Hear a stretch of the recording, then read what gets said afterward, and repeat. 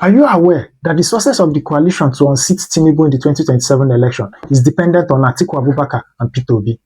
I'll tell you how. In the past few weeks, you can see how political heavyweights such as Atiku Abubakar, Peter Obi, Nasiru El-Rufai, Rotimi Amechi and many others have decamped to the ADC for the coalition ahead of the 2027 elections. Now let's dive deeper into how it is dependent on these two people. Peter Obi controls a very large movement, the Obedient, and their demands are simple. It is either presidency or nothing.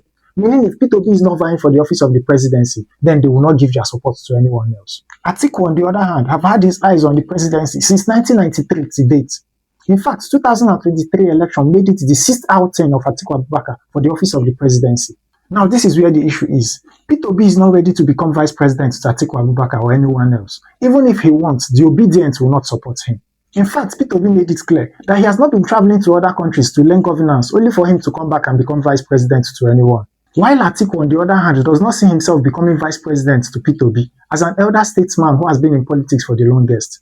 In fact, as at the time that he was vice president to Obasanjo, Peter Obi was still busy doing business. Now, this is where the challenge is. Is Peter Obi willing to let go and support Atiku?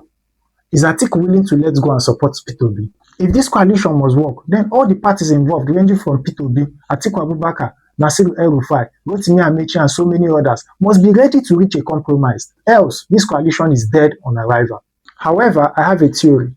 Peter Obi has made it clear that he will only serve for one term, that is 4 years if elected.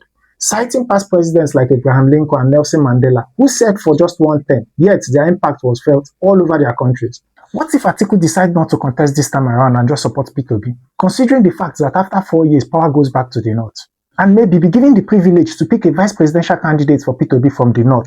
Someone that is capable of pulling votes, someone that can win election, not the likes of Dati Ahmed. Why strategizing ahead of 2031?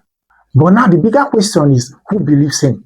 Who believes that after one term or if elected, that Peter Obi will not contest for the second term?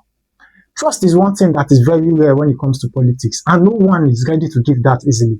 So things like this are what will make people want to question the integrity of what you've said in the past, and wait to see if you actually kept to your words.